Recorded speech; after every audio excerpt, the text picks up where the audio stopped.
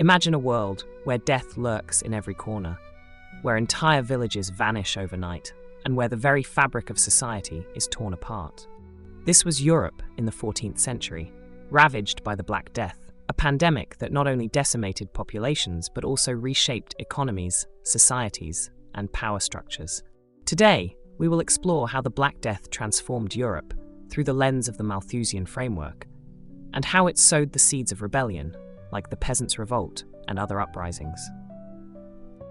To understand the Black Death's impact, we must first grasp the Malthusian framework. Named after economist Thomas Malthus, this theory suggests that population growth is limited by resources, particularly food. In pre-industrial societies like medieval Europe, agricultural output grew slowly. As populations increased, resources became scarcer, leading to famine, disease, and higher mortality rates, a cycle known as the Malthusian trap. However, this cycle changed after the Industrial Revolution, as technological advancements boosted agricultural and economic productivity, breaking the constraints of the Malthusian trap. But in medieval Europe, before these advancements, societies were locked into this precarious balance of population and resources. Before the Black Death, Europe was trapped in this cycle. Overpopulation strained resources, food prices rose, and wages stagnated. The majority of people lived as peasants, tied to the land, with little to no upward mobility. Famine and disease frequently swept through the continent, reinforcing the harsh realities of the Malthusian trap. But the Black Death changed everything.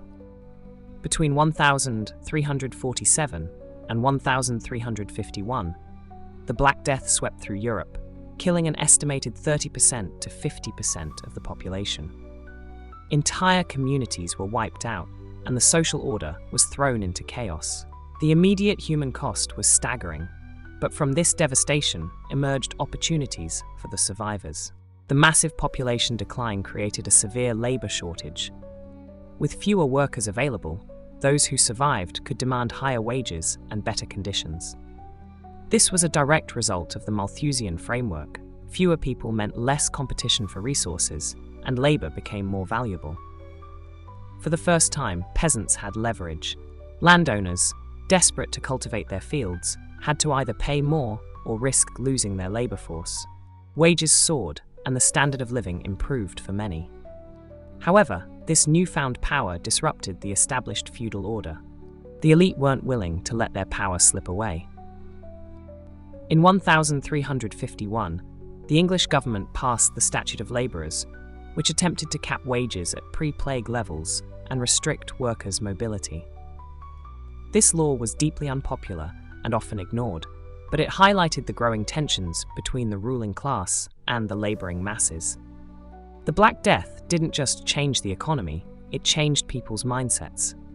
Survivors began to question the rigid hierarchies of feudalism. Radical preachers like John Ball asked pointed questions, such as, "When Adam delved and Eve span, who was then the gentleman?" These words resonated with a population that had seen the old order crumble. These tensions exploded in 1381 with the Peasants' Revolt in England. Triggered by heavy taxation, enforced labour laws, and widespread dissatisfaction, thousands of peasants, led by figures like Wat Tyler, marched on London. They demanded an end to serfdom, lower taxes, and fairer treatment. While the revolt was ultimately crushed, it marked a significant turning point in European history. The Peasants' Revolt wasn't the only rebellion sparked by the Black Death's aftermath. In 1358, France experienced its own uprising, known as the Jacquerie. French peasants, burdened by heavy taxes and the devastation of the 100 Years' War, rose up against the nobility. They burned castles, killed nobles, and demanded an end to their exploitation.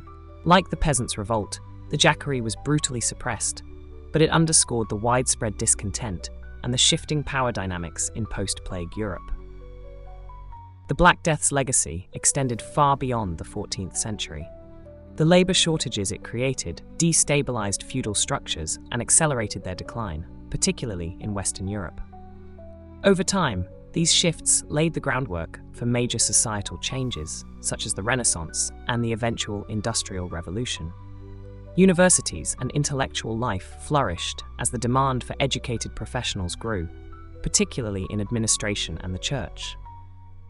While trade routes initially suffered, recovery efforts and new opportunities led to their expansion, paving the way for Europe's economic resurgence. The Black Death was a tragedy of unimaginable scale, but it also forced Europe to evolve. By destabilizing the old order, it created opportunities for social and economic change.